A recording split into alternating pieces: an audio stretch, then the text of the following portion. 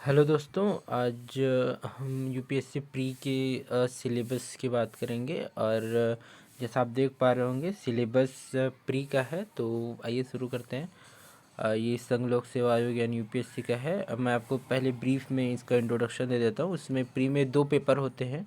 एक सामान्य अध्ययन जिसको जीएस का पेपर बोलते हैं, उसके बाद सीसेट का होता है, आप देख पा रहे होंगे। और फिर उसके बाद दोनों पेपर होते हैं, 200 अंक का होता है। और इसमें जो पहला पेपर जीएस का होता है उसमें 100 प्रश्न होते हैं जो 2-2 नंबर का होता है, ऐसे करके 200। और उसके बाद सीसेट का होता है वो 2.5 नंबर का होता है एक क्वेश्चन, उसमें 80 प्रश्न आते हैं। और आप जानते होंगे निगेटिव मार्किंग होती है इसमें। 3 गलत उत्तर अगर आप देते हैं तो एक सही अंक जितने नंबर काट लिए जाते हैं।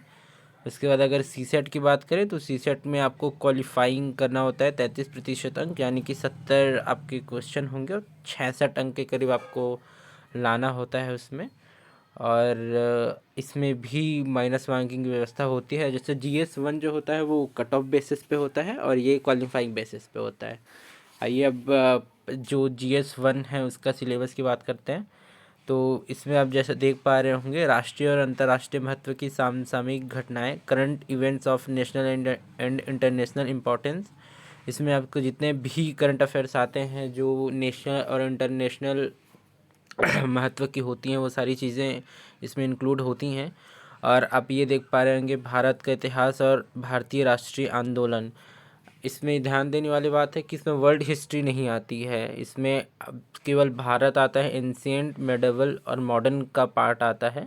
इसमें वर्ल्ड हिस्ट्री का पार्ट नहीं आता है। और उसके बाद भारत एवं विश्व का भूगोल, ऐसे आप देख पा रहे होंगे विश्व का प्राकृतिक भूगोल, सामाजिक भूगोल और आर्थिक भूगोल इसमें इंक्लूड होता है।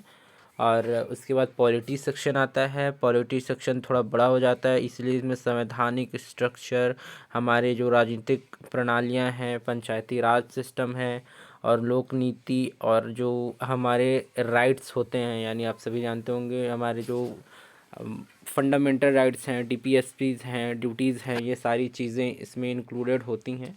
तो इस चीज़ को ध्यान रखिए। उसके बाद इकोनॉमी का सेक्शन आता है। इकोनॉमी में हमारा होता है आर्थिक और सामाजिक विकास, सतत विकास, गरीबी, समावेशन जैसे मुद्दे इसमें आते हैं। जनसांख्यिकी, सामाजिक क्षेत्र की कई पहलें होती हैं इसमें, सोशल सेक्टर से जितने भी इंफ्रास्ट्रक्चर चीज़ें होती हैं। उसके बाद पर्यावरण की का सेक्शन आता है। पर्यावरण के सेक्शन में पर्यावरण, पारिस्थितिकी, जैव विविधता, जलवायु परिवर्तन से रिलेटेड इश्यूज़ आते हैं। और इसमें विषयगत विशेषज्ञता की आवश्यकता नहीं है, आप देख पा रहे होंगे।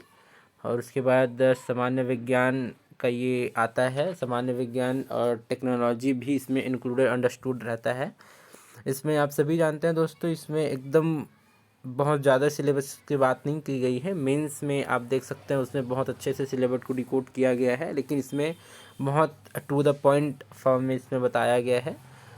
और उसके बाद पेपर 2 यानी हम जिसको सीसेट बोलते हैं, सीसेट का आता है। तो आप सभी जानते हैं बोधगम्यता, कॉम्प्रिहेंशन इसमें इंक्लूड होता है।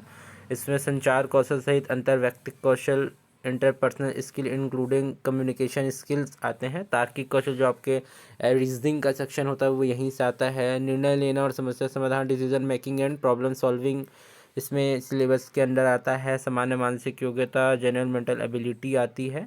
आधारभूत संख्या आप देख सकते हैं, इसमें मैथ्स के आते हैं।